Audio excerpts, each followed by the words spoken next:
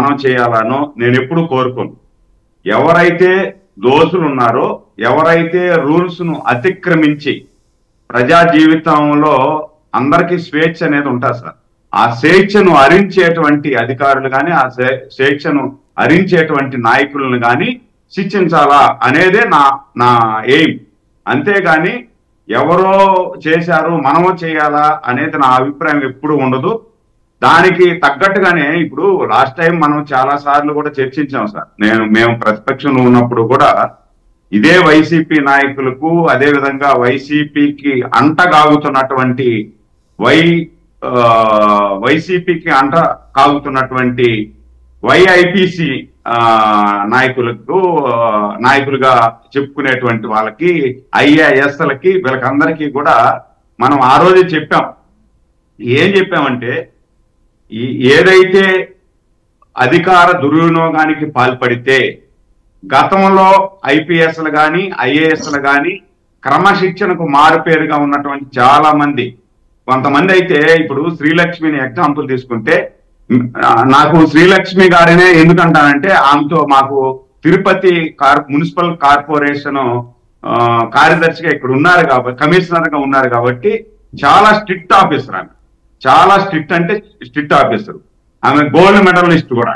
అలాంటి ఆఫీసరు ఒక పొలిటికల్ వాళ్ళ చేతుల్లో పడిపోయి వాళ్ళు చెప్పినట్టు చేసిన దానివల్ల ఈరోజు కోర్టుల చుట్టూ తిరగాల్సి వచ్చిన పరిస్థితి. దాదాపు 5-6 సంవత్సరాలు ఎక్కిన మెట్టు దిగిన మెట్టు తెలియకుండా ప్రతిరోజు కోర్టులకు తిరిగి హెల్త్ కూడా పాస్ చేసుకుని ఇబ్బంది పడిపోయింది. సరే, దాని తర్వాత ఆమెకు కావాల్సినటువంటి వాళ్ళు అధికారంలోకి వచ్చినారు, మళ్ళీ ఆమెకి మంచి పోస్ట్ ఇచ్చినారు, అది వేరే సంగతి. కానీ ఒక ఐఏఎస్ కానీ ఒక ఐపీఎస్ కానీ కావాలి అంటే దాని వెనకాల ఎంత కృషి పట్టుదల, ఎంత పని చేస్తే గానీ వాళ్ళు ఆ స్థాయికి రాలేదు. అంత స్థాయికి వచ్చిన వాళ్ళు ఎవడో ఒకటి చెప్పినాడని చెప్పి అధికారంలో ఉండేవాడు ఎన్ని రోజులు సార్?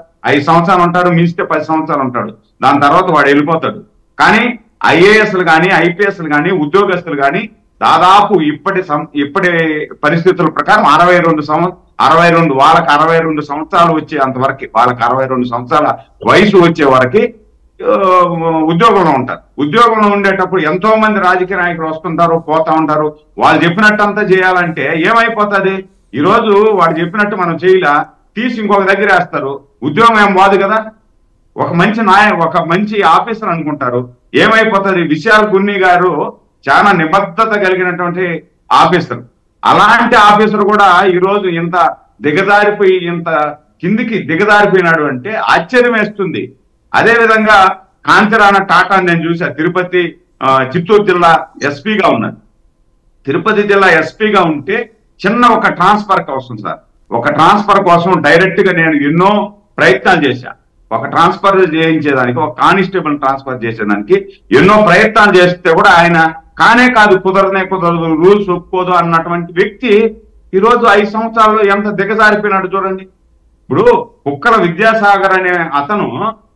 విద్యాసాగర్ అనే అతను జస్వాని మీద కేసు పెట్టక ముందే, అంటే రేపు కేసు పెడతాడు విద్యాసాగర్, ఈ రోజే వీళ్ళు అత్యుత్సాహంగా విమాన టికెట్లు కొనిపెట్టేసినారు అంటే దీని అర్థం ఏం సార్? అంటే దీని వెనకాల ఎవరి ప్రోద్బలం ఉంది, ఎంత పెద్దల హస్తం ఉంది దీని వెనకాల అనేది మనకు అర్థమైపోతా ఉంది. ఇప్పుడు మామూలుగా మనం చెప్తా ఉంటాం సార్, పోలీసులు చాలా మంది చెప్తా ఉంటారు, కొన్ని సినిమాలలో మీరు వినుంటారు, నేను వింటా. కొన్ని సినిమాలలో ఏం చెప్తారంటే, ఎంత రాటుదేలినటువంటి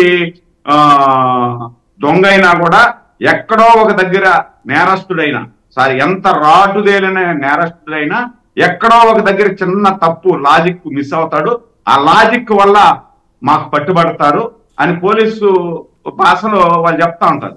ఈరోజు అదే పోలీసు అత్యుత్సాహం ఎక్కువైపోయి వాళ్ళ పైన ఉన్నటువంటి అధికారులు, ఆ అధికారులకు పైన ఉన్నటువంటి వాళ్ళ ప్రేమికులు అంటారు, విశ్వాస పాత్రులు, వాళ్ళ వల్ల వాళ్ళు చెప్పిన మాట అత్యుత్సాహం ఎక్కువైపోయి వాళ్ళు చేసినటువంటి తప్పుల్లో ఈరోజు దొరికిపోయినారు, అడ్డంగా దొరికిపోయినారు. ఈరోజు ఏమి సార్ అంత ఇప్పుడు ఇంటెలిజెన్స్ లో సీక్రెట్ ఫండ్ అనేది ఉంటుంది.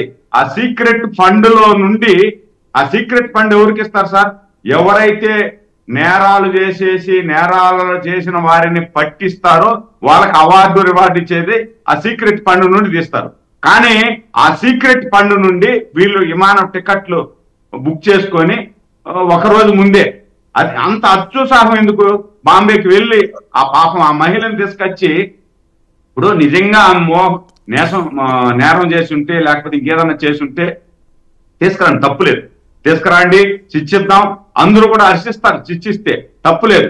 కానీ వాళ్ళు ఇతను కుక్కల సుధాకర్ అనే అతను ఇచ్చిన రిపోర్ట్ ను కనీసం పరిశీలన కూడా తీసుకోకనే, అసలు పరిశీలనకి ఏంది, రిపోర్ట్ ఇవ్వక ముందే వీళ్ళు టికెట్లు తీసుకొని పోయి అక్కడ తీసుకెళ్లి ఆమెను తీసుకొచ్చి వాళ్ళ తల్లిదండ్రులు 70 సంవత్సరాలు అంటా ఉంది పాపం, ఆ తల్లిదండ్రులను తీసుకొచ్చి ఈడ బొక్కలో వేసి మళ్ళా వాళ్ళకి బెయిల్ వచ్చిన తర్వాత కూడా వాళ్ళని బయట రానికుండా 40 రోజులు హింసించి హింసించి హింసించి వాళ్ళ దగ్గర తెల్ల పేపర్ల మీద సంతకాలు పెట్టించుకొని మళ్ళా నువ్వు ఊరికన్నా చెప్పావు ఈ విషయం అంటే మిమ్మల్ని చంపేస్తాము అని చెప్పి ఎంత హింసించారు అంటే, ఎందుకు అంత అత్యుత్సాహం ఎందుకు మీకు అంటున్నాను? ఎందుకు అంత అత్యుత్సాహం అంటాను? కాబట్టి ఇప్పుడు కాబట్టి ఇంకైనా ఇప్పుడున్నటువంటి అధికారులందరూ కూడా ఈ సందర్భంలో అయినా మేల్కోవాలి. ఎవడో ఒక పైనుండేటువంటి నాయకుడు చెప్పాడనో లేకపోతే ముఖ్యమంత్రి చెప్పాడనో లేదంటే మినిస్టర్లు చెప్పారనో మీరు ఇలాంటి పనులు చేస్తే మీ సర్వీసులో సస్పెండ్ కాదు సార్. వీళ్ళ ముగ్గురిని సస్పెండ్ కాదు వీళ్ళ ముగ్గురిని పూర్తిగా వీళ్ళని లోపలేసి వీళ్ళు ఏ విధంగా అయితే జస్వాని ప్రయోగించారో.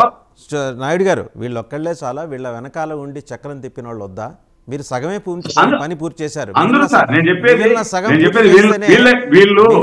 పూర్తి చేస్తేనే మిమ్మల్ని జనం నమ్ముతారు. బాలకోటే గారి దగ్గరికి వెళ్దాం ఒకసారి. బాలకోటే గారు సార్, ఒక సెకండ్ వీళ్ళు ఇంతగా ఏ జైల్లో పెట్టారు, ఎక్కడ పెట్టారు చెప్పలేదు మీరు. వీళ్ళు పాత్రదారులు మాత్రమే వీళ్ళు సూత్రధారులు ఉన్నారు కదా, ఆ సూత్రధారులను కూడా వదలకూడదు, పైన ఉన్నటువంటి సూత్రధారులను వదలకూడదు. అదే విధంగా ఇప్పుడు ఈ రోజు మన రాజుగారు ఉన్నారు కదా, రాజుగారి మీద 3rd డిగ్రీ ప్రయోగించి ఒక ఎంపీని ట్రైన్ లో పోతా ఉంటే అలాగే ఎత్తుకొని వచ్చేసి ఉతికి పడేసేసి కాళ్ళ మీద ఎట్టంటే అట్ట వాపులు వచ్చేట్టుగా కొట్టినటువంటి బాలకోటే గారి దగ్గరికి వెళ్తాం. బాలకోటే గారు, జనవరి 31 అరెస్ట్ చేశారు, ఎఫ్ఐఆర్ మాత్రం ఫిబ్రవరి 2 వేశారు. ప్రశాంత్ రాయ్ గారి దర్యాప్తులో చాలా విషయాలు వచ్చాయి. బాంబేకి ఏ వెహికల్స్ వెళ్ళినాయి, ఆ వెహికల్స్ నుంచి ఆమెని షిఫ్ట్ చేశారు, flight tickets and SR funds తీయటం, ఇందాక ఆయన స్పెషల్ ఫండ్ అన్నారు, సర్వీస్ రివార్డ్ ఫండ్, దాన్ని వినియోగించి టికెట్ల కోసం పంపించటం. అంటే డీజీపీకి ఇన్ఫర్మేషన్ లేకుండా వెళ్ళటం, అంటే ప్యారలల్ అడ్మినిస్ట్రేషన్ సీఎంఓలో నడిచింది. డీజీపీ కన్నా కూడా డీజీ ఇంటెలిజెన్స్ చాలా powerful. DGP law and order కన్నా, లా అండ్ ఆర్డర్ సంబంధం లేని ఇంటెలిజెన్స్ డీజీ ఏ రకంగా ఫండ్స్ రిలీజ్ చేశారు. అండ్ అలాగే విశాల్ గున్ని సీసీ మొత్తం ఆయన కన్ఫెస్ చేశాడు ఎట్లా జరిగింది ఏంటి అనేది. అసలు ఇంత జరుగుతుంటే వ్యవస్థలో ఆ రోజు ఇంత ఇసుమంతా కూడా బయటకు రాకపోవడానికి గల కారణం ఏంటి? అండ్ రెండోది, వీళ్ళ ముగ్గురిని ఏదో సస్పెండ్ చేసి చేతులు దులిపేసుకుంటే రేపొద్దున వాళ్ళు మళ్ళీ క్యాట్కి వెళ్తారు, క్యాట్లో ఏబి వెంకటేశ్వరరావులాగా ఒక 5 ఏళ్ళు పోరాడతారు, ఏదో డైరెక్షన్లు తెచ్చుకుంటారు, మళ్ళీ ఉద్యోగాల్లోకి వస్తారు. సో ఇంత బలహీనమైన వ్యవస్థలో అసలు సూత్రధారుల సంగతి ఏంటి?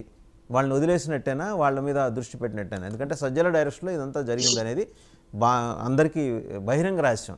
అదేం కొత్తగా ఇవాళ మనం ఇన్వెస్టిగేట్ చేసి ప్రశాంత్ రాయ్ గారికి అనుకోకర్లా, మామూలుగా ఎన్ని 10th క్లాస్ పిల్లలని చెప్తారు, అవునా కదా? వాసుదేవ్ గారు నమస్కారం. డిబేట్లో పాల్గొన్న తోటి మిత్రులందరికీ కూడా నమస్కారాలు.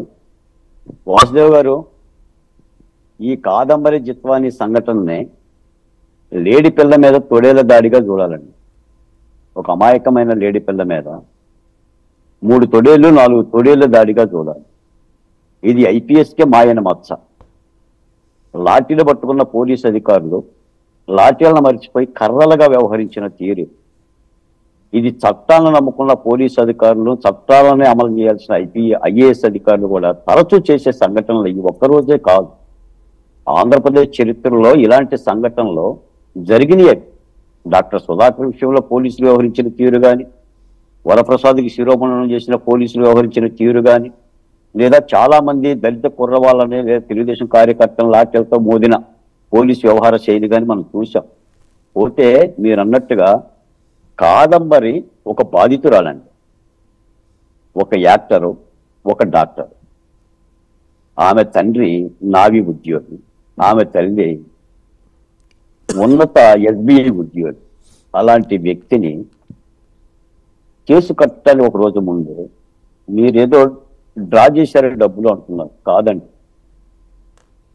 హైదరాబాద్ నుంచి 5గురు, విజయవాడ నుంచి 7గురు ఫ్లైట్లో వెళ్ళి ముగ్గురిని 3 వాహనాల్లో 36 గంటలు తీసుకొచ్చారు. దీని వెనక 100 కోట్ల రూపాయల చేతులు మారాయి, డైమండ్ నెక్లెస్లు బహుమతిగా మారాయి. నిన్న ప్రభుత్వం 3 జీవోల ద్వారా 3 ఐపీఎస్ అధికారులను సస్పెండ్ చేస్తూ అన్న మాట ఏంటంటే జీవోలలో ఇది సీఎంఓ ఆఫీసు ఆధ్వర్యంలో జరిగిన ఒక వ్యూహరచన అని కూడా మాట్లాడింది. కాబట్టి ఈ సంఘటన రాష్ట్ర చరిత్రలో, ఉమ్మడి ఆంధ్రప్రదేశ్ చరిత్రలో 3 ఐపీఎస్ అధికారుల మీద చర్యలు తీసుకోవడం అనేది ఎప్పుడు చూడలేదు. మీకు ఒక మాట చెప్తాను, ఈ సజ్జన్ జిందాల్ తండ్రి పేరు నవీన్ జిందాల్. అతను ప్రత్యేకమైన విమాన ప్రమాదంలోనే చనిపోయాడు. ఆయనకు 5గురు కొడుకులు. 5గురు కొడుకుల్లో సజ్జన్ జిందాల్ అనే అతను అప్పటి ప్రభుత్వానికి లేదా అప్పటి ప్రభుత్వంలో పెద్దలకి శ్రేయోభిలాషి. ఆయన కేసును మాఫీ చేయటం కోసమే ఈ తతంగం అంతా జరిగింది తప్ప ఒక్కల విద్యాసాగరు, ఆయనకి జగ్గేపేటలో ఉన్న ఒక ఫోర్జరీ డాక్యుమెంటు, ఇవన్నీ కూడా అబద్ధాలండి. 42 రోజులు ఒక ఆడకూతుర్ని ఇబ్బంది పెట్టి ఆ మహిళకు సంబంధించిన ప్యాడ్స్ కూడా ఇవ్వకుండా, నేను ఇంకో మాట కూడా నేను కాదంబరి గారిని కలిశాను. నేను నర్రా శ్రీనివాసరావు, ఉమేష్ చంద్ర అడ్వకేట్స్ నా మిత్రులే, మేము మాట్లాడాం. ఆమె ఇంకా చెప్పలేకపోతుంది. ఈ రోజున అసలు ఈ సంఘటన బయటికి ఎలా వచ్చింది? ముంబైలో ఉన్న ఆనందహరి అని చెప్పేసి ఒక పత్రిక ఈ అంశాన్ని లేవనెత్తింది. హిందీ పత్రిక, ఇంగ్లీష్ పత్రిక, తెలుగు పత్రిక, స్వాతంత్రోద్యమకారుల నుంచి పెట్టిన పత్రిక అది. ఆ పత్రిక కాస్త రాసిన తర్వాత ఆంధ్రప్రదేశ్లో తెలుగు పత్రికలు రాసినాయి, ఎవరు బయటికి తీయలా. తర్వాత ఈ అమ్మాయి ప్రభుత్వం మారిన తర్వాత కొంత ధైర్యం వచ్చి మాట్లాడగలిగింది తప్ప. సార్ ఒక మాట చెప్తాను, ఇబ్రహీంపట్నం కిల్లా మీద ఒక నిర్మానుషమైన ప్రదేశం అండి, ఒక బంగ్లా ఉంటుంది, ప్రభుత్వ బంగ్లా. అంటే కొండలో గుట్టలో చెట్లే ఉంటాయి. ఆ ఒక్క ఆడపిల్లని 3 రోజులు అక్కడ బంధించారు అని అంటే అది వ్యూహించండి ఒకసారి. నక్సలైట్ల విషయంలో కూడా పోలీసు అధికారులు ఇలా చేసి ఉండరు. ముఖ్యమంత్రి గారి మీద రాయిపడ్డ విషయంలో కూడా రాయిని పట్టుకోలేకపోయారు తప్ప కాదంబరి వెంటబడ్డారు. కాబట్టి మనం ఇప్పటికీ కూడా దీనిని ఎవరన్నా ఎనీ ట్రాప్ అని, ఆమె పతితని, వలపులాడని, వగలాడని కనుక మాట్లాడితే పుట్టగతులు ఉండవండి. అమ్మకు పుట్టిన వాళ్ళం కాదండి. ఆమె బాధితురాలు, చట్టం తన పని తాను చేస్తుంది. ఇందులో రాజకీయాలు చొప్పించి మాట్లాడకూడదండి. ఇందులో రాజకీయాలు చొప్పించమాట ఇంకో మీరు అన్నమాట ఇది సస్పెండ్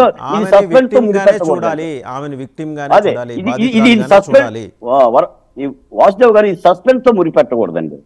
దీని వేళ్లు ఎంతవరకు ఉండయో అంతవరకు తీసుకెళ్లి పాత్రదారులతో పాటు సూత్రధారులను కూడా అరెస్ట్ చేసి శభాష్ ప్రభుత్వం అని అనిపించుకోగలగాలి. వాడెవడైనా సరే వాడిని జైలు ఓసలు లెక్కించగలిగితేనే చట్టం అండి. అప్పుడే ప్రజలకు విశ్వాసం అండి. కొందరికేమో బెయిల్ వచ్చి అనుమతి చేసుకునే విధంగా వెసులుబాటు. ఈ రోజున ఇసుక వెంకటరెడ్డి గారు కూడా విదేశాలకు వెళ్ళిపోయాడు. ఆ వెసులుబాటు ఇవ్వకూడదండి. నేరగాలని అదుపు చేయలేనప్పుడు, ఎందుకంటే మీరు ఇలా మొదటి మాట అన్నారు, వేధింపులంటే ఏమిటి, నరకం అంటే ఏమిటి అనే 2 మాట్లాడారు మీరు. వేధింపులంటే కాదాంబరి కేసే, నరకం అంటే కాదాంబరి పడ్డ చిత్రహింసలే. ఇది గత 5 ఏళ్ల ప్రభుత్వానికి సంబంధించిన పరాకాష్ట, దాని దాష్టీకాలకు సంబంధించిన పరాకాష్ట. ఇది గనక ఈ బిడ్డ గనక తెలుగు బిడ్డ అయి ఉన్నట్టయితే, కాదంబరి నా సోదరు, నేను చెప్తున్నాను ఈ డిబేట్లో, కాదంబరి నా సోదరు లాంటిది. ఈ బిడ్డ గనక దళిత బిడ్డ అయి ఉన్నట్టయితే, ఈ బిడ్డ ఆంధ్ర బిడ్డ అయినట్టు ఉన్నట్టయితే ఈ ఆంధ్ర మండేది. మన భాష రాదు కాబట్టి, మన రాష్ట్రం కాదు కాబట్టి, మన ఎల్లలు తెలియదు కాబట్టి ఒక రియల్ హీరోయిన్ కాకుండా రియల్ హీరోయిన్ లా కొట్లాడుతుందండి. ఎంత ధైర్యం కావాలండి, ఎంత ధైర్యం కావాలి సార్. ఆమె హైలీ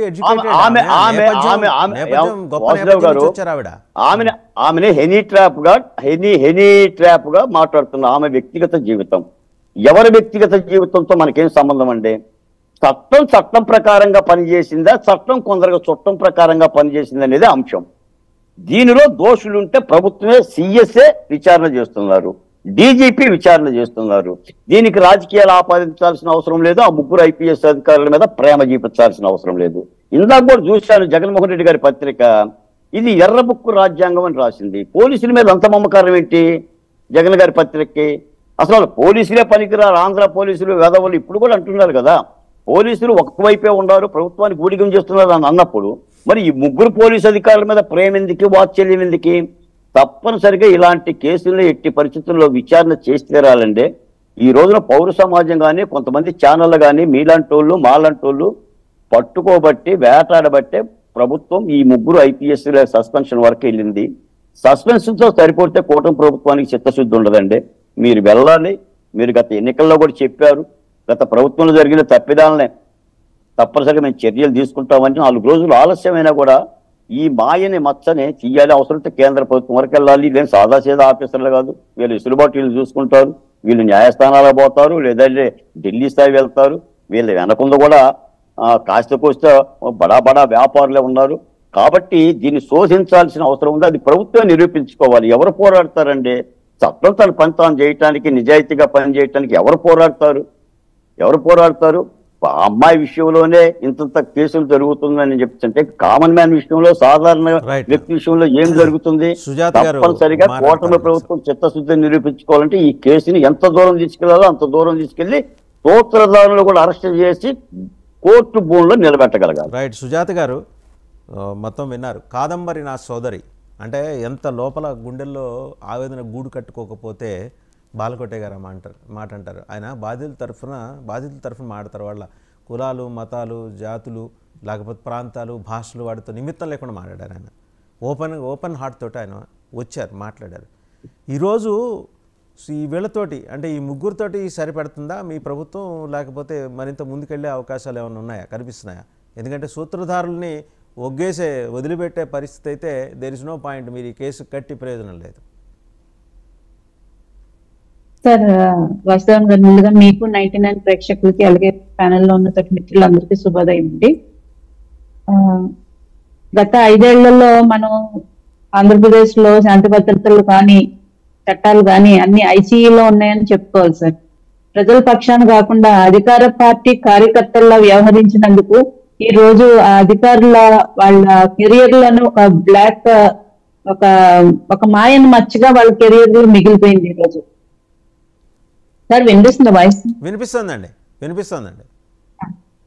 అధికారం ఎప్పుడు శాశ్వతం కాదు. 5 ఏళ్లకు ఒకసారి పార్టీలు మారిపోతుంటాయి, నాయకులు మారిపోతుంటారు అనే విషయం గుర్తు పెట్టుకోకుండా వాళ్ళ ఇంటిగ్రిటీ కోల్పోయి, వాళ్ళ ఇండిపెండెన్స్ మర్చిపోయి వాళ్ళ పార్టీ కార్యకర్తల్లో వ్యవహరించిన తీరు నిజంగా చాలా బాధాకరం అండి. వీళ్ళ మీద ఖచ్చితంగా చర్యలు ఉంటున్నాయి.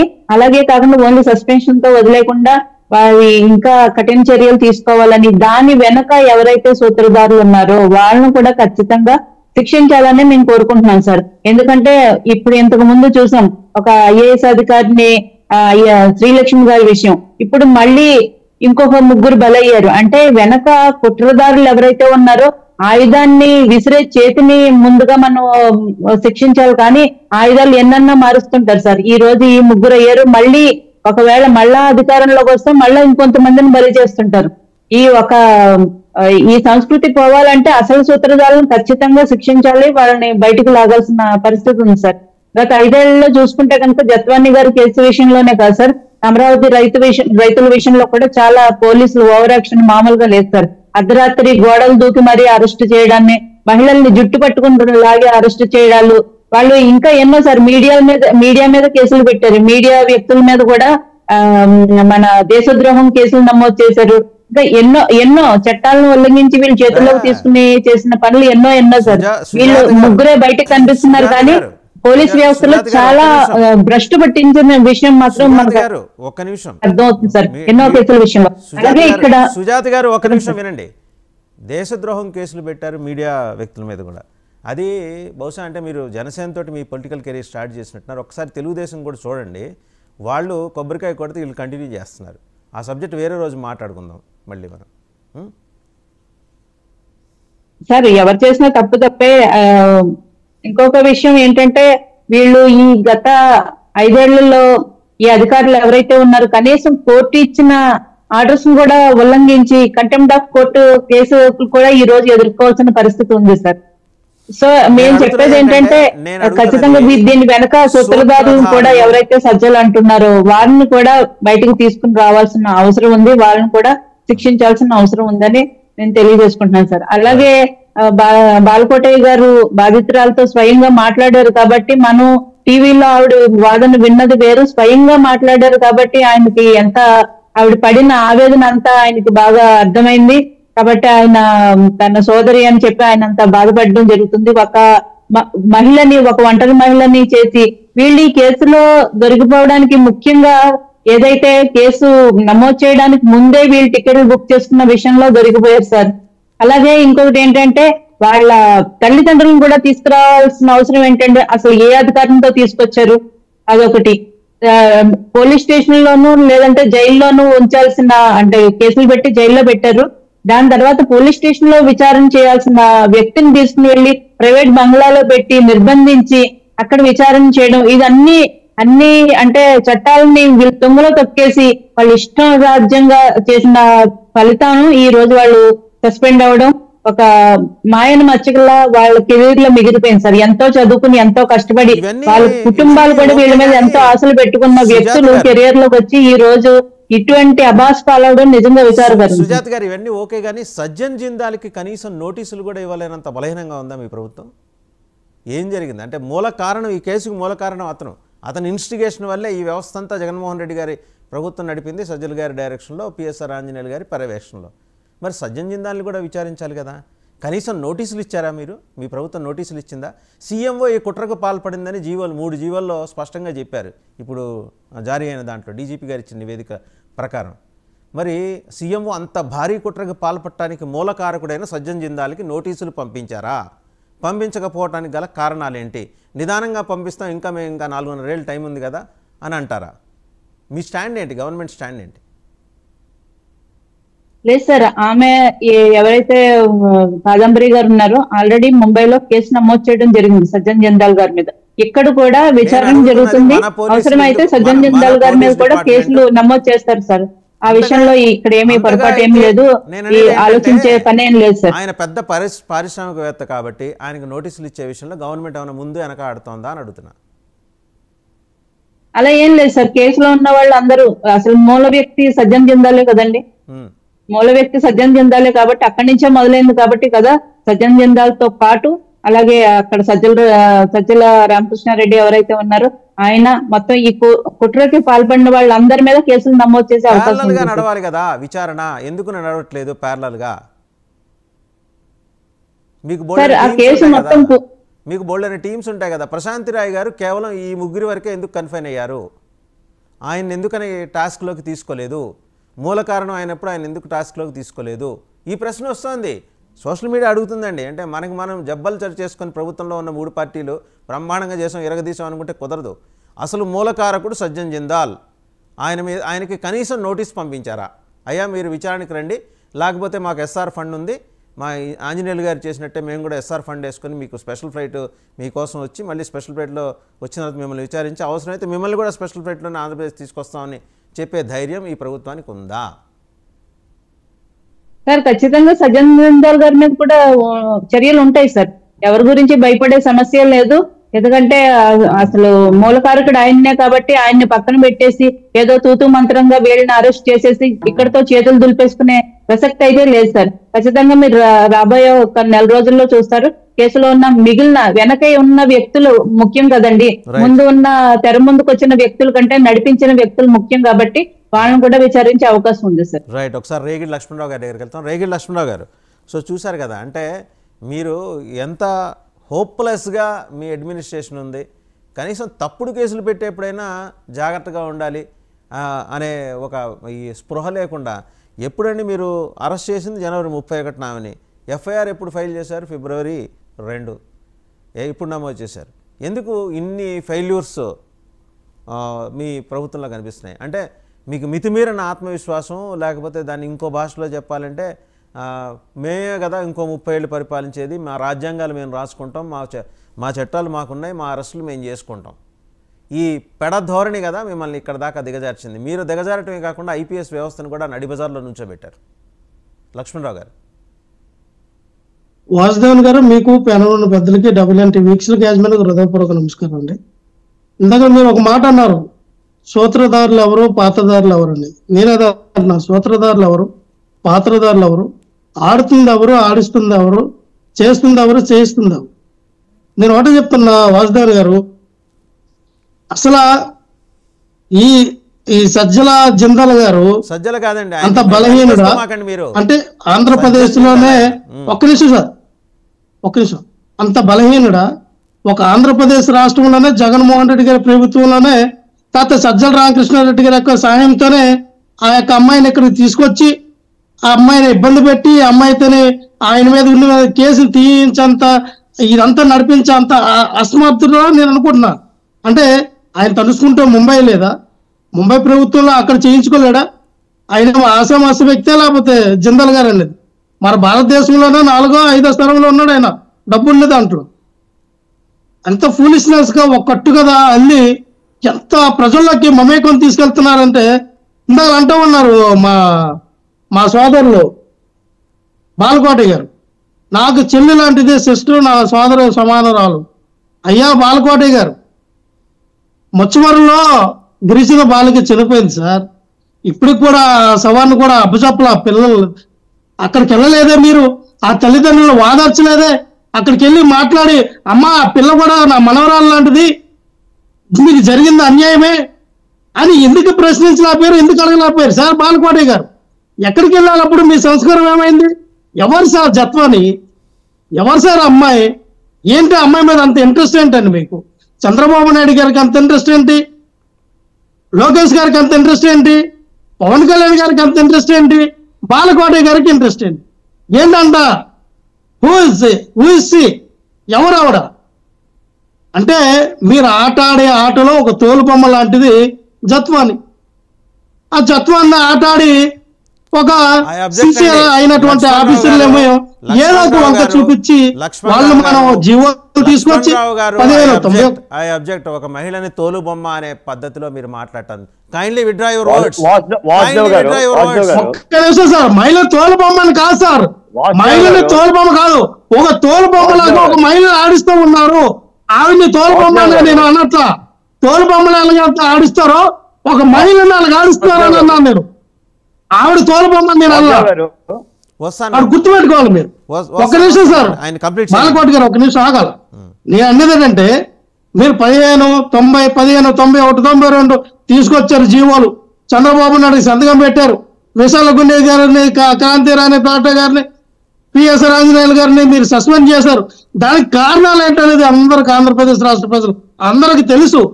మీకు కట్టుకథ బాగా వెళ్ళారు, తీసుకొచ్చారు, స్పెషల్ ఫైట్లు వేసుకెళ్ళి పాప ఆవిడని తీసుకొచ్చి ఒక 4 రోజులు ఎక్కడో పెట్టి ఆవిడని చిత్రహింసలు పెట్టి పంపించేశారు సార్. ఎంత కట్టుకదలించారు సార్. ఆవిడ మరి ముంబైలో ఎందుకంటే కేసు పెట్టలేకపోయారు? ఆవిడ ఎందుకంటే ముంబైలో ఆ రోజున ఎందుకు ఫైట్ చేయలేకపోయింది? ఆవిడ ఎందుకు కేసు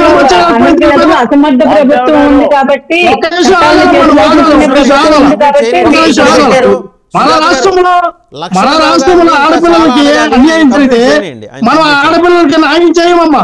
ఈ రోజున జనసేన పార్టీ వాళ్ళు మాట్లాడుతూ ఉన్నారు, మనటి వరకు వచ్చినటువంటి జానీ మాస్టర్ అది ఎవరో ఆయనతో పాటుగా డాన్స్ చేసిన ఆవిడ్ని రేప్ చేశాడంట. దాని గురించి చూడండి, అమ్మాయికి మీరు వాదర్చండి అమ్మా, వాదర్చండి.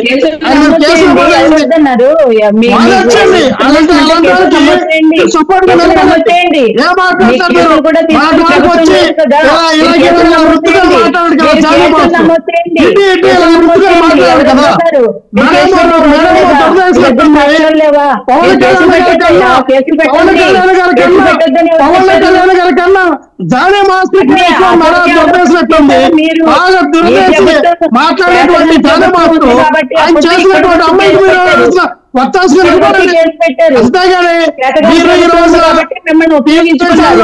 ఒక నిమిషం ఆగాలమ్మా, ఒక నిమిషం ఆగాలి. మీరు మాట్లాడినప్పుడు నేను మాట్లాడాల, నా టైం మీరు కిల్ చేయొద్దు. కిల్ చేస్తే నా నోట్ అంటే ఏ మాట వస్తుంది కూడా నేను కంట్రోల్ చేయలేను. ఒక్క నిమిషం మీరు ఆగాల. ఎందుకంటే ఒకటే వాసుదేవ్ గారు, మీరు ఎన్ని కథలు చెప్పండి సత్యనారాయణ గారి గురించి, ఆవిడ చరిత్ర గురించి మనం చెప్పాం, కుక్కల విజయసాగర్ గురించి మనం చెప్పాం. ఇదే కుక్కల విజయసాగర్ గారు 1,52,00,000 రూపాయలు ఆవిడ అకౌంట్ లో, వాళ్ళ తల్లి అకౌంట్ లో 18 లక్షలు వాళ్ళకి వేసానని చెప్పారు. ఆ ఫేక మీరు నిజంగా మీకు చిత్తశుద్ధి ఉంటే సిబిఐ ఎంక్వైరీ అయింది. ఇందాక మీరు అన్నట్టుగా అవే సమానంలో మీరు ఎందుకు సత్యం చంద్ర గారికి ఎందుకు పంపించలా, ఎందుకు నోటీస్ పంపించలా? మీరు ఎంక్వైరీ చేయకుండానే, ఎంక్వైరీలో పూర్తి అవ్వకుండానే మీరు ఎందుకు వీళ్ళని డిస్క్వాలిఫై చేశారు, ఎందుకు సస్పెండ్ చేశారు, ఏ ఆధారాలతో సస్పెండ్ చేశారు మీరు? A CBI enquiry అయిపించారు? A sit దర్యాప్తు జరిగింది? ఏ ప్రాథమిక ఆధారం చూపించి మీరు డిస్క్వాలిఫై చేశారు?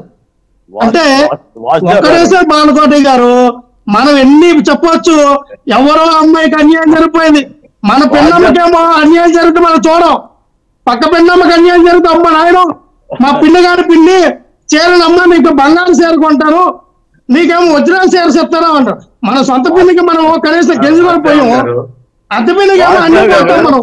అది అలా ఉంటే మన సామెతలు అంటే అలా ఉంటే మీరు డైవర్షన్ పాలిటిక్స్ అన్నట్టు మీరు డైవర్షన్ మాట్లాడతారండి. డిబేట్ పెట్టుకుందాం మనం. కాదంబరి కేసులో ఏ ఇన్ఫర్మేషన్ లేకుండా, ఏ ఇన్వెస్టిగేషన్ లేకుండా వాళ్ళ మీద చర్యలు తీసుకుంటారా? అది మీరు తెలుసుకోవాలి. ఏ మీడియా ఛానల్ అయితే సజ్జల రామకృష్ణారెడ్డి గారికి అనువాదించి చెప్పాయో ఆ మీడియా ఛానల్ అన్నింటి మీద సజ్జల రామకృష్ణారెడ్డి గారు పరువు నష్ట దావా వేస్తారు. మీరు చెక్ చేసుకోండి. ఎందుకంటే రైట్ వస్తా నాయుడు గారు, ఒక నిమిషం. మస్తాన్ గారు జాయిన్ అయ్యారు, ఒక్కసారి ఆయనతో మాట్లాడి నేను మీ దగ్గరకు వస్తా. బాలకోటే గారు మీరు ఉన్నారా, టీ తాగుతున్నారా? బాలకోటే గారు ఒక్క నిమిషం ఆగండి. మస్తాన్ గారి దగ్గరకు వెళ్ళి మీ దగ్గరకు వస్తాను, మీరు సమానం ఆయన అడిగిన దానికి మీరు సమానం చెప్తారు. అయిపోయిందా, టైం అయిపోయిందంటారా? ఆగండి ఆగండి, మస్తాన్ గారు వచ్చారు, ఆయనతో మాట్లాడిద్దాం ఒకసారి. మస్తాన్ గారు అన్మ్యూట్ చేసుకోండి. మ్యూట్లో ఉన్నారు మీరు. లేదు సార్. హలో వాసుదేవన్ గారు, చెప్పండి, వినిపిస్తుంది. గుడ్ మార్నింగ్ అండి. ప్యానల్లో ఉన్న పెద్దలకి 99 వీక్షకులు కూడా.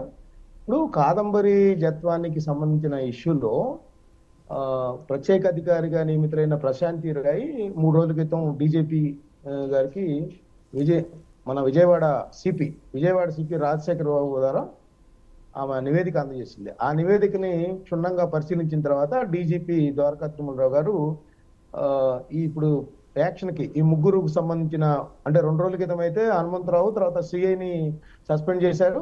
ఇప్పుడైతే ఐపీఎస్ అధికారులు అంత వచ్చింది.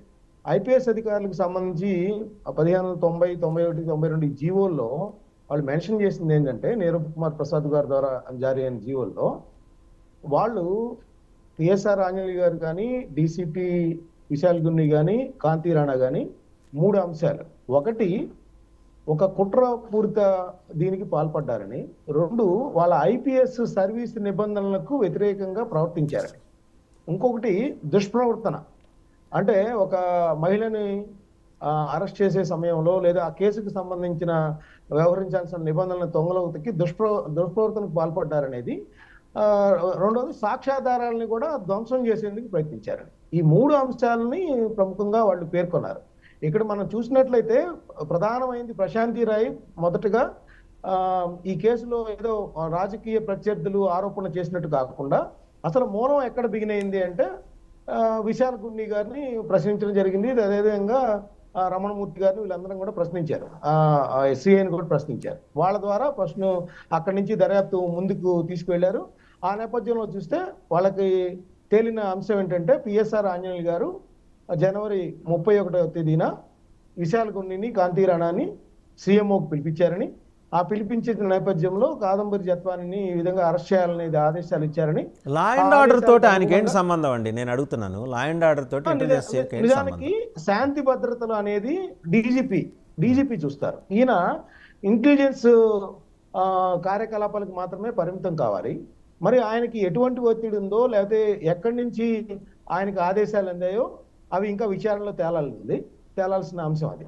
అయితే ఆయన పిలిపించి వీళ్ళిద్దరిని కూడా ఆదేశాలు ఇచ్చారు. ఆ ఆదేశాల నేపథ్యంలో వెంటనే అదేదో వార్ పుటింగ్ గా యుద్ధ ప్రాతిపదిక మీద జరగాల్సిన అంశం అయినట్టుగా కాంతిరాన్ అదే సిపి గారు, అప్పట్లో సిపి గారు సిసికి ఆదేశాలు ఇచ్చారు. ఆ ఆదేశాలకు అనుగుణంగా ఏంటంటే ప్లాన్ ఏ, ప్లాన్ బి, 2 అంశాలు అక్కడ. ఒకటి విశాలగుండి నేతృత్వంలోని ఏసీపీ రమణమూర్తి, సిఐ శ్రీధరు, అదేవిధంగా ఎస్ఐ షరీఫ్, ఈ 4గురికి టికెట్లు బుక్ చేశారు. ప్లాన్ బిలో చూసినట్లయితే ఇంకొక అదే ఇబ్రహీంపట్నం సంబంధించిన పోలీస్ స్టేషన్కి సంబంధించిన CI Satyanarayana, RSI Durgadevi, constable Mounika, Ramesh, Geethanjali, Ramya, వీళ్ళకు కూడా ఫ్లైట్ టికెట్లు రెడీ చేశారు. అంటే ప్లాన్ ఏలో ఎక్కడ మనకి లేడీ కానిస్టేబుల్స్ కానీ మహిళలు కానీ ఎక్కడ ఎవరు లేరు, 2వ దానిలో ఉన్నారు. మరి అది ఎందుకు తీశారనేది ఇంకా దర్యాప్తులో తేలాల్సింది. వాళ్ళకు కూడా విమాన టికెట్లు బుక్ చేసిన పరిస్థితి. ఇక్కడ ఈ 31వ తారీఖే అరెస్ట్ చేయమని నిర్ధారణకు వచ్చేశారు. కాకపోతే ఇక్కడ సాంకేతిక అంశం ఏమైందంటే ఫిబ్రవరి 2వ తారీఖున ఉదయం వీళ్ళు బయలుదేరుతా ఉంటే 6:30కి ఇబ్రహీంపట్నం పోలీస్ స్టేషన్లో కుక్కల విద్యాసాగర్ ఒక కంప్లైంట్ ఇచ్చినట్టు, ఆ కంప్లైంట్లో కూడా ఏంటి భరత్ నాగేశ్వరరావు అనే వాళ్ళు సంబంధించి ఆమె అడ్వాన్స్ తీసుకుంది 5 లక్షల రూపాయలు అని చెప్పేసి. అయితే ఇక్కడ భరత్ నాగేశ్వరరావు కూడా ఇద్దరు కూడా వాళ్ళని పిలిపించి విచారించింది ప్రశాంతి రాయ్. ఆ ప్రశాంతి రాయ్ విచారణ ఏమైందంటే అసలు మాకేం సంబంధం లేదు, మేమేదో దర్శనానికి సంబంధించి మా ఆధార్ కార్డులు ఇస్తే ఆ ఆధార్ కార్డులు అడ్డంగా పెట్టుకుని ఆ కంప్లైంట్ ఇచ్చారు, కానీ అసలు ఆ కంప్లైంట్ కానీ కాదంబరి జత్వాని ఎవరో కానీ మాకు తెలియదని వాళ్ళు ప్రశాంతి రాయ్తో వాంగ్మూలం కూడా ఇచ్చారు. సో అది అట్లా ఉంది. అంటే సాంకేతిక అంశం ఏంటి, వీళ్ళు ముందుగానే అసలు కంప్లైంటే దురుద్దేశపూరితంగా ఉంది. కుక్కల విద్యాసాగర్, భారత్ నాగేశ్వరరావు వీళ్ళందరూ ఇవ్వటం అనేది అక్కడ ఫేక్గా అనేది అక్కడ ప్రశాంతి రాయ్ ప్రాథమికంగా నిర్ధారణకు వచ్చింది. ఆ తర్వాత ఈ డాక్యుమెంట్స్ ఎవరు తయారు చేశారు అంటే ఒంగోలు నుంచి ఒక వ్యక్తిని తీసుకొచ్చి ఈ డాక్యుమెంట్లో ఆరితేరిన వ్యక్తిగా ఉన్న వ్యక్తిని ఇక్కడ దీనిలో అంటే ఆ డాక్యుమెంట్స్కి సంబంధించి రిజిస్టార్ ఆఫీస్లో కొనుగోలుకు సంబంధించి తప్పుడు చిరునామా అంటే 2018లో ఆ డాక్యుమెంటు కొనుగోలు చేసినట్టుగా దాని మీద రాయటం, భరత్ నాగేశ్వరరావుల ద్వారా ఒక అగ్రిమెంట్ జరిగిందని రాయటం, అదేవిధంగా 2020లో ముంబైలో అదే చిరునామా అనేది వాళ్ళు తప్పుడుగా సేకరించడం, ఇవన్నీ కూడా అక్కడ ప్రశాంతి రాయ్ తన నివేదికలో పొందుపరిచింది. ఇవన్నీ చూసిన తర్వాత ఏమైందంటే అసలు ఈ ముంబై వెళ్ళటానికి వీళ్ళకి మనీ ఎవరిచ్చారు ఏంటి అంటే వెళ్ళొచ్చిన తర్వాత కూడా విశాలగుండి గారు కానీ ఆ ఏసీపీలు కానీ ఎవరు కూడా క్లెయిమ్ చేయలేదు. ఆ తర్వాత ప్రశాంతి రాయ్ దీన్ని కూడా పరిశీలిస్తే ఏంటంటే మన పోలీస్ అధికారులు సర్వీస్ రివార్డులకు సంబంధించి కొంత ఫండింగ్ వాడతారు, ఆ ఫండింగ్లో నుంచి దీనికి ఇచ్చినట్లు, అందువల్ల వీళ్ళు రికార్డు పరంగా ఎక్కడ క్లెయిమ్ చేయలేదు. రికార్డు పరంగా ఎక్కడ క్లెయిమ్ చేయలేదంటే అక్కడ కాంతి రాణా ఎక్కడ తప్పు చేశారంటే అసలు వీటికి సంబంధించి పిఎస్ఆర్ ఆంజనేయులు గారు ఇచ్చిన ఇన్స్ట్రక్షన్స్ కానీ కాంతి రాణా కానీ ఎక్కడా కూడా పోలీసు రికార్డుల్లో కానీ ఇబ్రహీంపట్నంలో కానీ ఎక్కడా కూడా వీళ్ళ ఆదేశాలు కానీ వాళ్ళకి అంటే రిటర్న్ గా కొన్ని ఆదేశాలు ఇవ్వాలి. ముంబై వెళ్ళాలి, హెడ్ క్వార్టర్స్ నుంచి వెళ్ళాలి ఒక ఐపీఎస్ అధికారి అంటే విశాలగుండి విషయంలో డీజీపీకి తెలియజేయాల్సి ఉంటుంది. ఇవి ఎక్కడా కూడా నిబంధనలు పాటించలేదు. ఇవన్నీ కూడా ఐపీఎస్ నిబంధనలకు విరుద్ధంగా ఉన్నాయి. అంటే వాళ్ళు ఒక ఏదో వెస్టర్న్ ఇంట్రెస్ట్తో అంటే అక్కడ సజ్జన్ జిందాలు దీని వెనకాల ఉన్నారా ఏది అనేది, ఎవరి ఒత్తిడి ఉంది, రాజకీయ నాయకుల ఒత్తిడి ఉందా, సీఎంఓలో ఇంకెవరైనా ఒత్తిడి ఉందా అనేది ఇంకా దర్యాప్తుతో తేలాల్సిందే. ప్రాథమికంగా ప్రశాంతి రాయ్ ఇచ్చిన నివేదిక ఏంటంటే తన ఇప్పటి వరకు సేకరించిన ఆధారాలన్నీ చూస్తే కాదంబరి జత్వానిని ఈ కేసులో ఇరికించేందుకు అన్ని ప్రయత్నాలు చేశారని, దానికి సంబంధించే అక్కడి నుంచి ఇన్స్ట్రక్షన్స్ వస్తే ముంబై వెళ్ళారని, ముంబైలో ఈ కేసుతో ఏమాత్రం సంబంధం లేని వాళ్ళ తండ్రి అంటే నేవీ మాజీ అధికారి, అదేవిధంగా ఆర్బీఐ మాజీ అధికారిగా ఉన్న వాళ్ళ తల్లి, వాళ్ళని కూడా తీసుకురావడం ద్వారా అంటే వాళ్ళిద్దరిని తీసుకొచ్చి బెదిరించడం ద్వారా ఈ అమ్మాయిని అంటే కాదంబరి జత్వాని చేత వీళ్ళకి కావాల్సిన విధంగా అక్కడ ఉన్న ముంబైలో ఇక్కడ 2 అంశాలండి. ఇక్కడ 2 అంశాలు మస్తాన్ గారు. ఇప్పుడు అప్పుడు పోలీసులు కానీ అప్పుడు కాంతి రాణా కానీ విశాలగుండి కానీ లేకపోతే ఏసీపీలు చాలామంది టీం వెళ్ళారు వాళ్ళు కానీ ఇప్పుడు పోలీసులు కానీ ప్రభుత్వం మారిన తర్వాత పోలీసులు కానీ సజ్జన్ జిందాల్ విషయంలో ఎందుకు అంత ఉదాసీనంగా ఉన్నారు? ఆయన కూడా విచారించాలి కదా, కేసు మూల కారణం అయినప్పుడు కనీసం విచారిస్తామండి మీరు దయించి మా యందు దయించి అరమోడ్పు కన్నులతో ప్రార్థించాలి కదా, మాకు నోటీస్ ఇవ్వాలి కదా. వాళ్ళు ఇవ్వలేదు, వీళ్ళు ఇవ్వలేదు. వస్తున్నానండి ఒక నిమిషం, నెక్స్ట్ మీ దగ్గరికి వస్తున్నా. ఎందుకు లేదు, ఎందుకు విచారించదలుచుకోలేదు? సార్ ఇక్కడ కుక్కల విద్యాసాగర్ అనే వ్యక్తి ఏం ఫిర్యాదు ఇచ్చాడు, ఇక్కడ ఆమె తనకు సంబంధించిన ఆస్తిని ఇద్దరి చేత 5 లక్షల రూపాయలు ఇచ్చి ఒప్పందం చేసుకుంది అనే కేసే ప్రాథమికంగా ఇక్కడ వెల్లడవుతుంది. అక్కడ వెల్లడైన అంశం నేపథ్యంలోనే నన్ను తీసుకొచ్చి ఇక్కడ అక్రమ కేసులో ఇరికించారు. దానికి పిఎస్ఆర్ ఆంజనేయులు గారు, కాంతి రాణా గారు, విశాల్ గుండి గారు, లేకపోతే ఇంకా కింది స్థాయి పోలీస్ అధికారులు నన్ను ఎన్టీపీఎస్ గెస్ట్ హౌస్ లో ఉంచి వేధించారనేదే ఆమె ఎక్కువగా కాన్సన్ట్రేట్ చేసింది. ఆ తర్వాత ఏంటి, ముంబైలో ఉన్న కేసుని క్లోజ్ చేయాలనే ఉద్దేశం అనేది సెకండరీ అయిపోయింది. ఇక్కడ వీళ్ళు కుక్కల విద్యాసాగర్ కేసును హైలైట్ చేయడం ద్వారా ఈ ముగ్గురు కూడా తనను వేధించారు, మానసికంగా వేధించారు, శారీరకంగా వేధించారు, మా తల్లిదండ్రుల్ని బెదిరించడం ద్వారా నన్ను బెదిరించారు, నా తల్లిదండ్రులు అనారోగ్యానికి గురయ్యారు, నన్ను అకారణంగా 40 రోజులు ఇవన్నీ ఓకే కానీ నేను అడిగిన ప్రశ్నకి నేరుగా సమాధానం, సజ్జన్ జిందాల్ని ఎందుకు వదిలేశారు? అదే సజ్జన్ జిందాల్ నెక్స్ట్ ఇప్పుడు కాన్సన్ట్రేషన్ ప్రశాంతి రాయ్ గారు చేస్తుంది ఏంటంటే అసలు సజ్జన్ జిందాల్ ఒత్తిడి ఏ మేరకు ఉంది, ప్రభుత్వంలో ఎవరు పెద్దలతో ఒత్తిడి చేయించారు ఏంటి అనేది ప్రశాంతి రాయ్ గారు నెక్స్ట్ కాన్సన్ట్రేట్ చేస్తా ఉన్నారు. దీనికి డీజీపీ గారు కూడా ఆ ప్రశాంతి రాయ్కి సపోర్ట్ గా ఇంకొద్దిగా ఐపీఎస్ అధికారులను కూడా ఏమైనా సపోర్ట్ గా ఆమెను పంపించాలా ఏంటి అనేది కూడా ప్రస్తుతం ఇంకా నిర్ణయం దశలో ఉంది. దానికి రైట్, బాల్కోటే గారు మాట్లాడతారు. బాల్కోటే గారు వాసుదేవ్ గారు, సజ్జల్ జిందా గారిని ఎందుకు ప్రశ్నించాలనేది మీ ప్రశ్న. నేను ఒక మాట చెప్తున్నాను, ఈ కేసులో ఉన్న కాదంబరి కంప్లైంట్, స్రవంతి ఆఫీసర్ చేసిన దర్యాప్తు రిపోర్టు, వాళ్ళు పెట్టిన కేసు, నేను ఈ కేసులో ఉన్న కాగితాల్లో ఉన్న కాన్సెప్ట్ చెప్తున్నా, కేసు నుంచి బయటకు వచ్చి జరిగిన వాస్తవాలు చెప్తాను. ఈ విషయాన్ని ముఖ్యమంత్రి దృష్టికి, చంద్రబాబు నాయుడు గారి దృష్టికి వెళ్ళడం కోసమే మేము చాలా ప్రయత్నించాం. కాదంబరిని చంద్రబాబు నాయుడు గారు కలవాలి అని.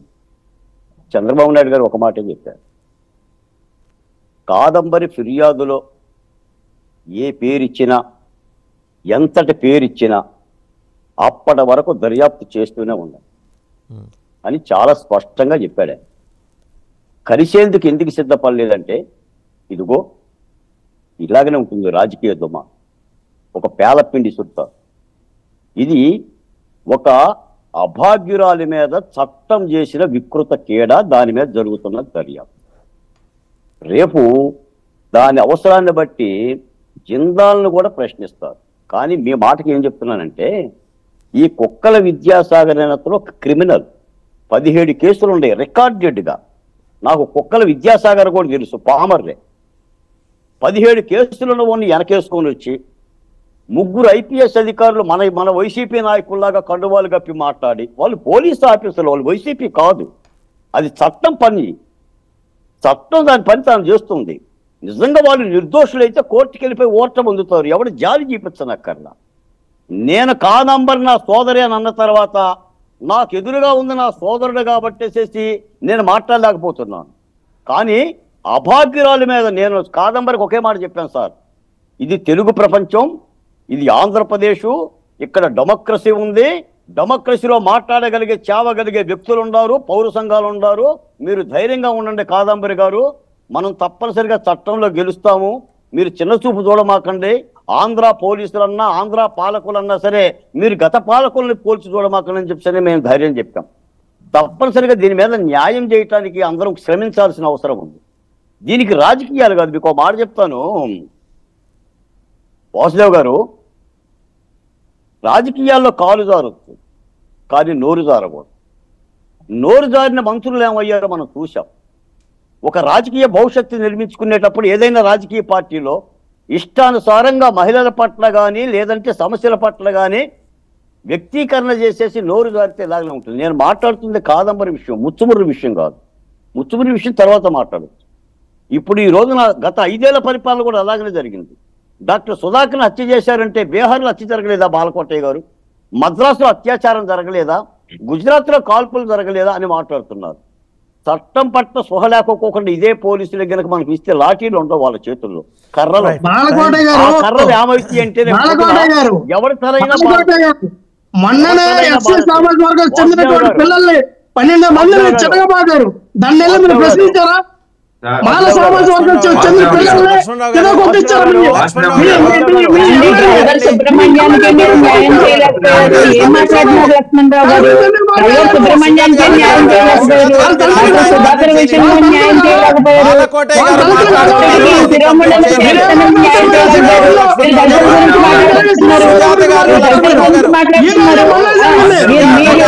దళితులకి అత్యంత దాడి జరిగింది ప్రభుత్వంలో. మీరు ఎలా మాట్లాడుతున్నారు లక్ష్మణరావు గారు? ఇది మాట్లాడడానికి అర్థం ఉండదు కదా. 17 కేసులు గతాన్ని మీద క్యారెక్టర్ మీద మీరు అసెస్మెంట్ కాదంబరి క్యారెక్టర్ మీరు ఎలా డిసైడ్ చేస్తారు? 17 కేసులు వ్యక్తులను వెంకేసుకొస్తారు. మీరు మీ ఎమ్మెల్యే ఎవరైతే రాజమండ్రి ఎమ్మెల్యే ఉన్నారో రాజమండ్రి ఎమ్మెల్యే దళితులకి కేటాయించినటువంటి ఒక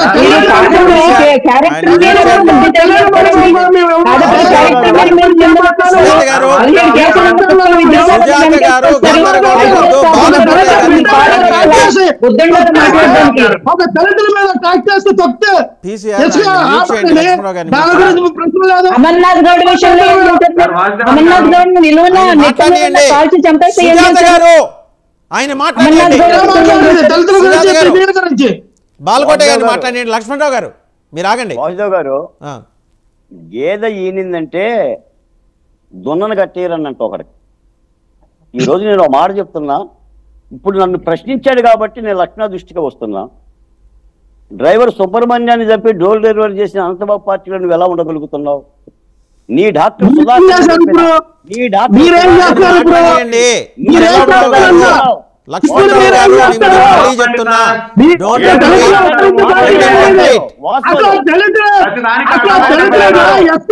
ఎవరు పుట్టాలి ఎవరు పుడతారు లాంటి పార్టీలో మీరు ఎలా సపోర్ట్ చేస్తారు? మీరు చంద్రబాబు నాయుడు ఎలా సపోర్ట్ చేస్తారు? మీరు దళితులుగా ఎవరైనా పుట్టాలనుకుంటారా?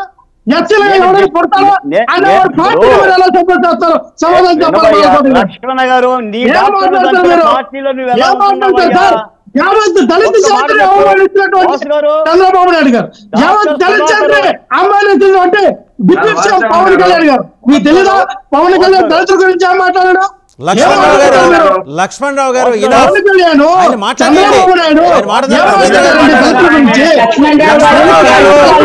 ప్రతిసారి చూడండి అసహ్యంగా ఉంటుంది. ఎందుకు తీసుకొస్తున్నారు మీరు? ప్రతి వాళ్ళు సమానంగానే పవన్ కళ్యాణ్ గారి గురించి మాట్లాడి నోరు అర్జున పెట్టుకుని మాట్లాడండి. నోరు అర్జున పెట్టుకుని మాట్లాడండి.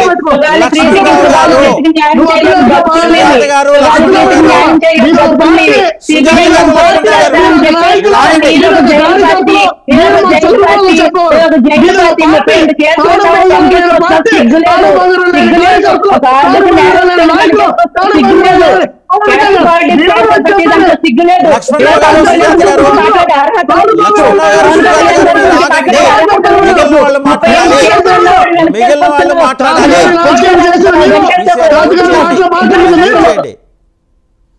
సురేంద్ర గారు కైండ్లీ అండి, కైండ్లీ సురేంద్ర గారు. లక్ష్మణరావు గారు చెప్పాను కదా, మీరు ఆగండి. 17 కేసులు ఉన్న వ్యక్తులు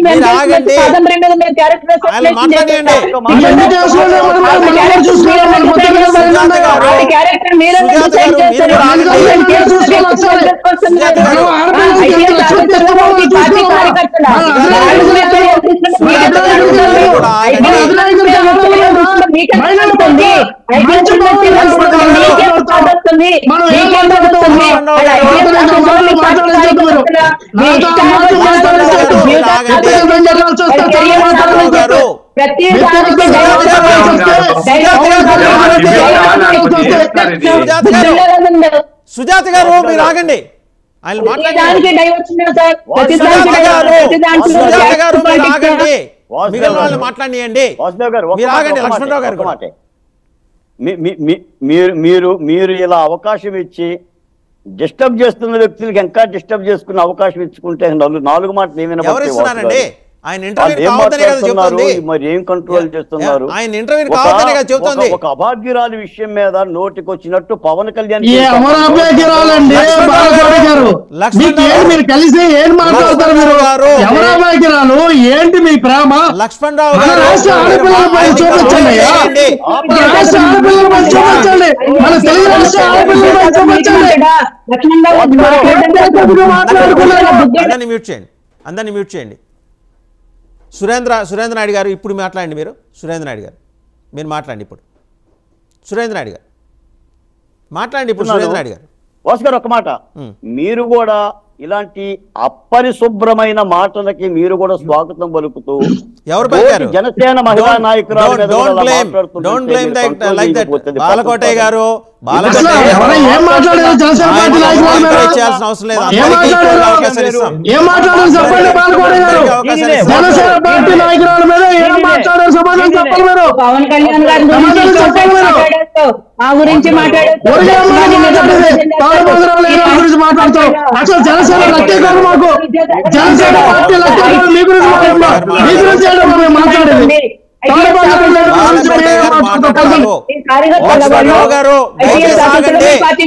లక్ష్మణరావు గారు దయచేసి డిప్యూటీ సీఎం నోరు అదుపులో పెట్టుకుని మాట్లాడిన లక్ష్మణరావు వ్యక్తి అన్నారండి. ఇంకోసారి మర్యాదగా ఉండదు చెప్తున్నా.